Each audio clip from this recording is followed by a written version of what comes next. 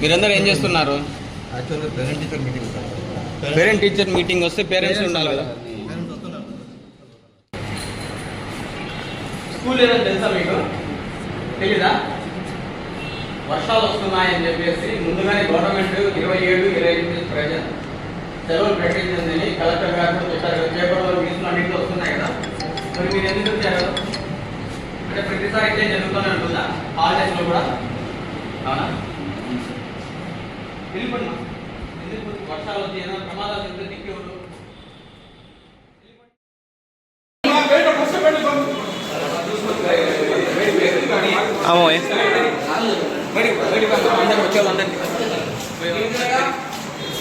అందరికీ నమస్కారం.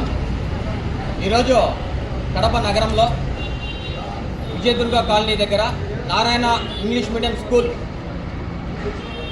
గవర్నమెంటు 27-28 తేదీలు తుఫాన్ కారణంగా 2 రోజులు సెలవులు ప్రకటించారు. కానీ నారాయణ స్కూల్ మాత్రము వాళ్లకు ఎటువంటి నిబంధనలు వర్తించవు. పిల్లలను యథాస్వేచ్ఛగా స్కూళ్ళు నడుపుతున్నారు. 10th క్లాస్ పిల్లలు, చిన్న పిల్లలు కూడా LKG నుండి 5th క్లాస్ వరకు 10th క్లాస్ వాళ్ళను ప్రైవేట్గా నడుపుతున్నారు. ప్రైవేటు కార్పొరేట్ స్కూళ్ళు ఎంత ప్రమాదకరమో ప్రజలు ఆలోచించాలి. అంతేకాదు గవర్నమెంట్ ఇచ్చినటువంటి ఆర్డర్లను ఎందుకు ఇంత నిర్లక్ష్యం చేస్తున్నారు? అంటే గవర్నమెంట్ అంటే భయం లేదా? గవర్నమెంట్ అంటే భయం లేదా? లేదంటే ప్రజలంటే నిర్లక్ష్యమా? ఈ నిర్లక్ష్య వైఖరి వల్ల కర్నూలు దగ్గర ప్రైవేట్ బస్సు దగ్గం, దానివల్ల 20 మంది చనిపోయినారు. ఈ తుఫాను వల్ల ఏదైనా ప్రమాదం జరిగితే పిల్లలకు రాను పోను ఇబ్బందులు జరిగితే దీనికి రెస్పాన్సిబిలిటీ ఎవరు? సంస్థ నడిపే నారాయణ కాలేజా లేదంటే ప్రభుత్వమా? లేదంటే కనుక దీనికి సంబంధించిన అధికారుల ఎవరు రెస్పాన్సిబిలిటీ? కడపలో దాదాపు 450 స్కూళ్ళు ఉన్నాయి. వాటికి MVOలు ఇద్దరే కదా సార్? MVOలు ఉండేది ఇద్దరు, CRPS వాళ్ళు 15 మంది. మరి 450 స్కూళ్ళు ఏ విధంగా కవర్ చేస్తారు? దీనిపైన ప్రభుత్వం తక్షణమే చర్యలు తీసుకుంటారా?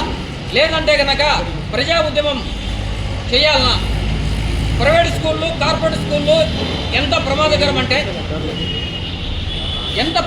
అంటే గవర్నమెంట్ స్కూళ్ళలో చదివిన వారు ఎప్పుడైనా సేఫ్ సైడ్లో ఉంటారు. ప్రైవేట్ స్కూళ్ళలో చదివిన వారు సైకోలుగా తయారవుతున్నారు. ఎందుకంటే ఒకటే పేపర్ను 365 రోజులు చదివించి కాబట్టి ప్రైవేట్ స్కూల్ ఎంత ప్రమాదకరమో మనుగడకు మనుషులకు కూడా అంతే ప్రమాదకరం. కాబట్టి ప్రైవేట్ స్కూల్లో వద్దు, గవర్నమెంట్ స్కూల్లో వద్దు. ఈరోజు ఇచ్చినటువంటి సెలవును, గవర్నమెంట్ ఇచ్చినటువంటి అధికారిక ప్రకటనను వీళ్ళు పట్టించుకోకుండా వాళ్ళు ఇష్టం వచ్చినట్టు నడుపుతున్నారు. ఈ స్కూళ్లకు గుర్తింపును రద్దు చేయవలసిందిగా ప్రభుత్వాన్ని కోరుతున్నాం.